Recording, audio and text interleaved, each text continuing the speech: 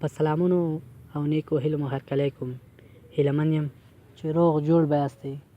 د هر څه دمخه زموږ چینل سبسکرایب کړئ او ورسره په خوا کې د بیل نشان ووهئ تر څو زموږ راتلونکې ویډیوګانې په اسانۍ ترلاسه کړئ. دوستانو، آیا د خپل غین څخه شکایت لرئ؟ ډېر سړي د خپل تناسلي اندام یا هغې نه شکایت لري چې د جما په وخت کې خپله وظیفه په سمه توګه نشي ترسره کولی، ځکه چې دغه سړو د جنسي کمزوري او د زر خلاصېدو لپاره سپری او قسم قسم نور ضرري دوایان استعمال کړي وي. نو د دې لپاره چې تناسلي اندامو په طبیعي طریقه د جما لپاره عیار شي، په خپل خوراکي نظام کې لاندې خوراکونه شامل دي. اول، ماکاروني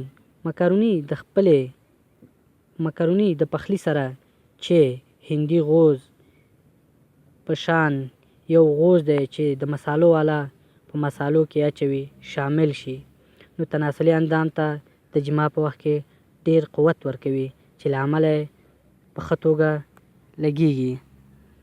دوم، اوربشې چې په اوبو کې وجوشل شي او د جوش په وخت کې یو قسم تنکۍ اوبه او اوګره کوي چې دغه اوبه وڅښل شي ډیره فایده لري.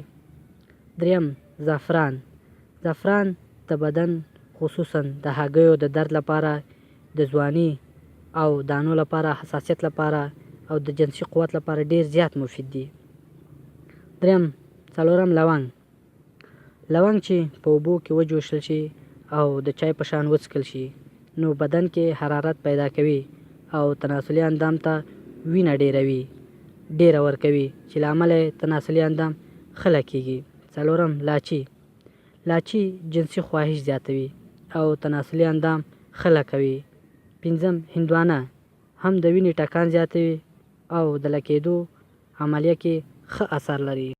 دوستانو، که زموږ چینل هم نه وي سبسکرایب کړی، مهرباني وکړئ سبسکرایب یې کړئ او لایک او شیر یې کړئ تر څو نور دوستان هم له دې غوره معلومات څخه برخمن شي.